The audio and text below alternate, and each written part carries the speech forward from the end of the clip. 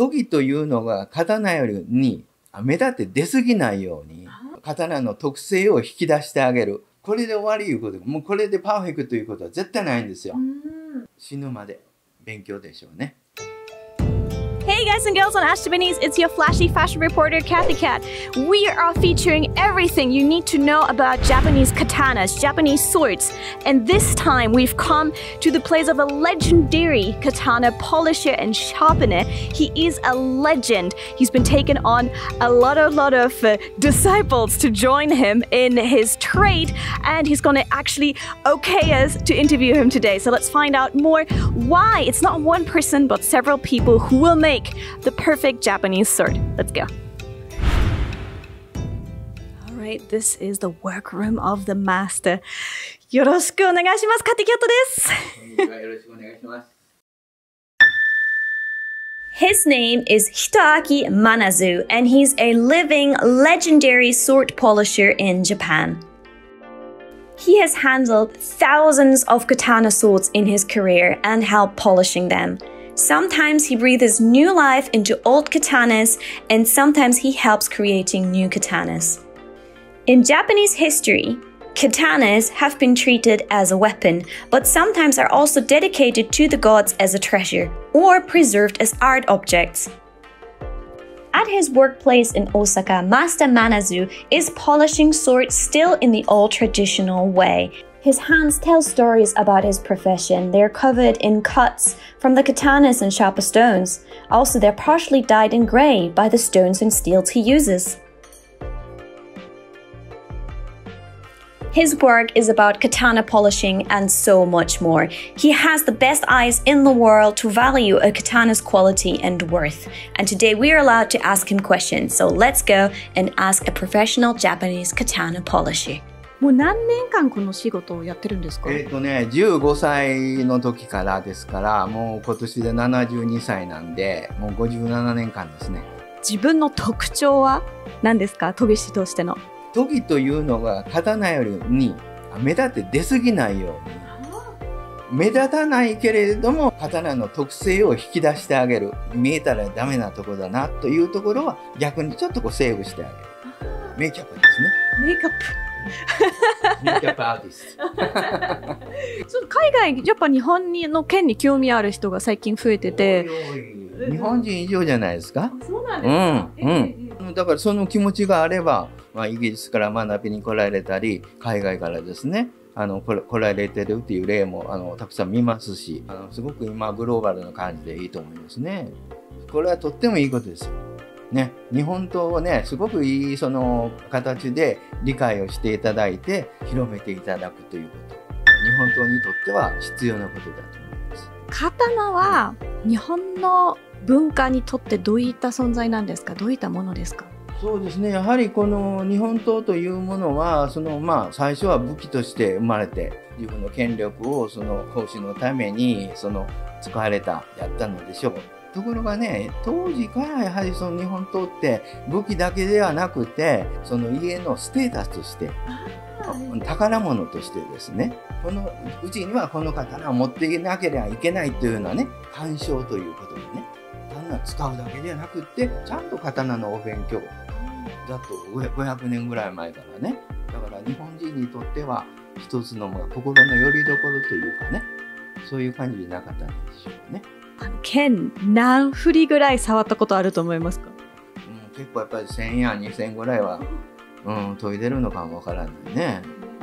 そこの中に伝説の剣触ったことがあるとか、そういうのあるんですか？やっぱりそうですね。例えば将軍が持たれて、そういうものがありましたね。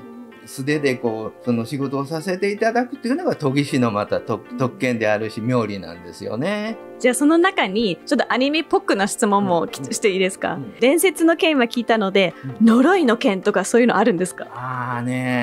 僕ね、その霊感っていうのがね、あればね、ひょっとしたら分かったのかも分からないけど、僕全然ダメなんですよ。その霊感、鈍感なんですよ。感じる人は感じるかも分からんけど、僕の場合全然ないです。はい。これも幸せかな。弟子の中にも女性が今まで行ったことあるんですか？いますね。もう最近女性の方が数人やってます。やっぱりなんかね、女性の目というか、繊細な指先を使って繊細な仕事なんですね。でそういうところには絶対この人は向いてるなという感じのありますね。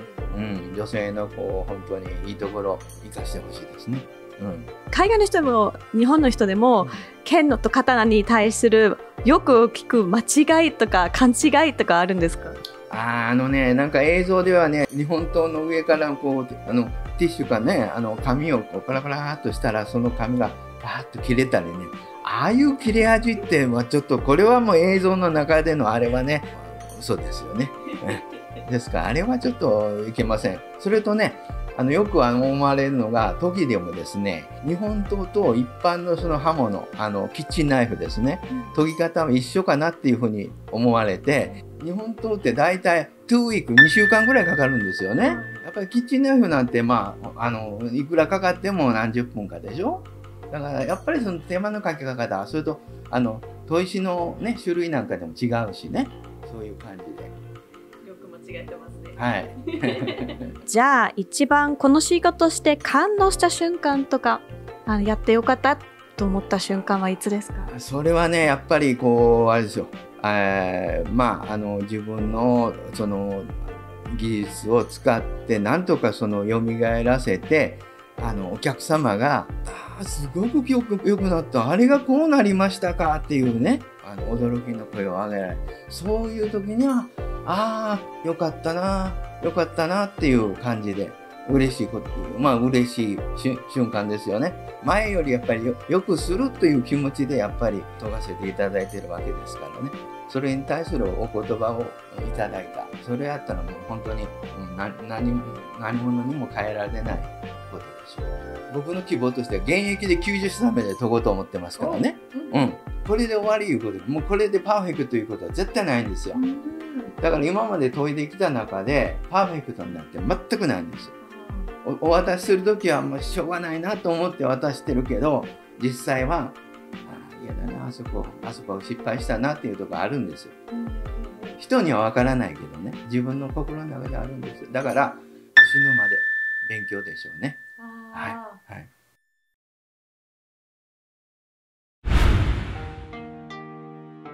Master Manazu is really breathing and living the life of a professional katana polisher. And there's so much knowledge that he's willing to share with us today, because I am going to get the chance to actually give it a go. So let's try and see what Japanese traditional katana polishing looks like.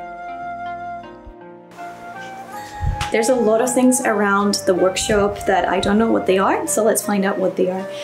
じゃあちょっと説明してもらってもいいですか？はい。この全体のものを研ぎ台とか研ぎ船とか言います。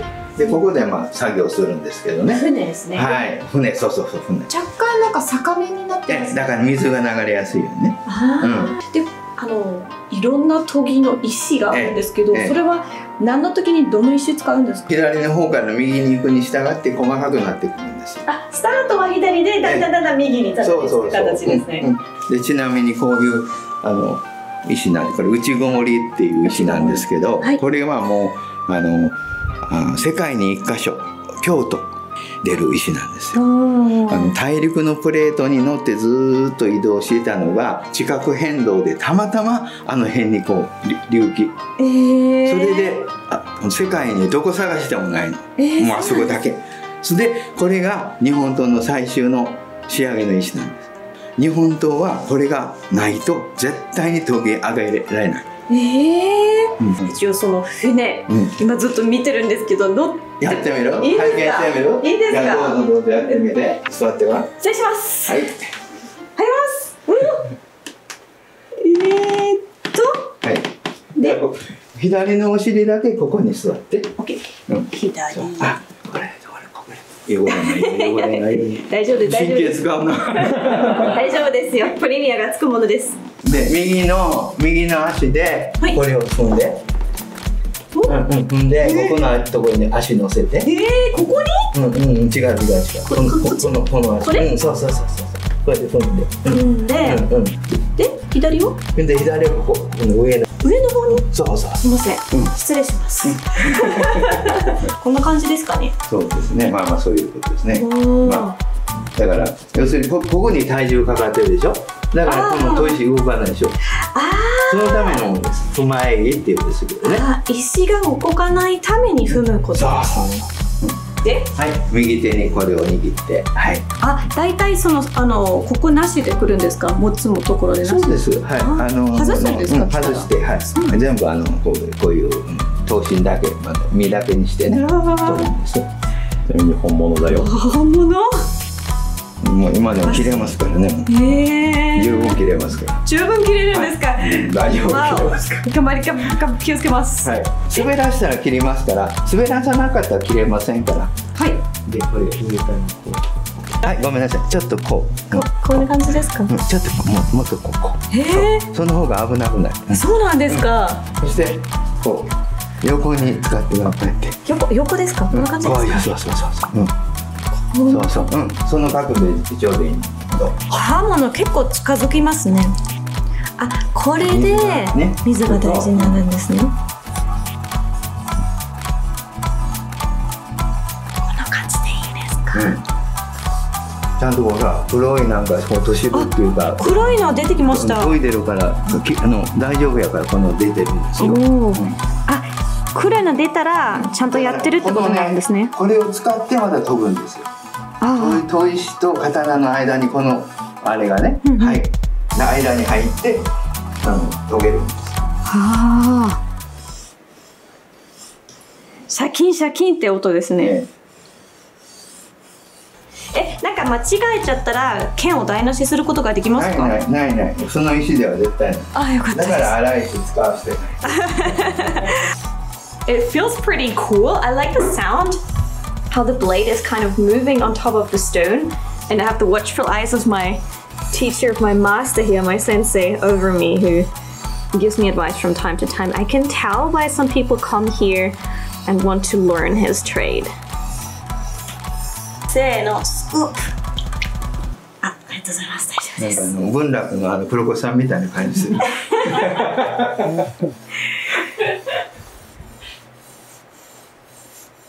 そして。ちょっと待ってください。ね、手も濡れてるんで。大丈夫です。乗せて、で、明かりの方で、こう、刀を見る。おお。光が。綺麗に。The speed and the pressure is completely different when the master does it. After all, so there's a big change. You can tell many years of experience and something completely different from trying it. But I like that he's so open. There's a lot of Japanese traditions that are very closed and they don't really let new people enter or women enter or foreigners enter.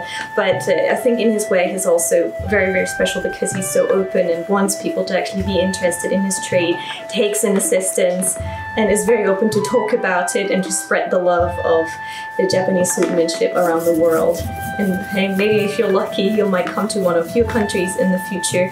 But if you want to meet him here, we're located here in Osaka, you might have the chance to maybe learn something about his trade too. So that kind of openness is very appreciated. And it's a good thing that we have people who then give other people the chance to learn more about it and hopefully spread the interest around the world. Now that was our report here today.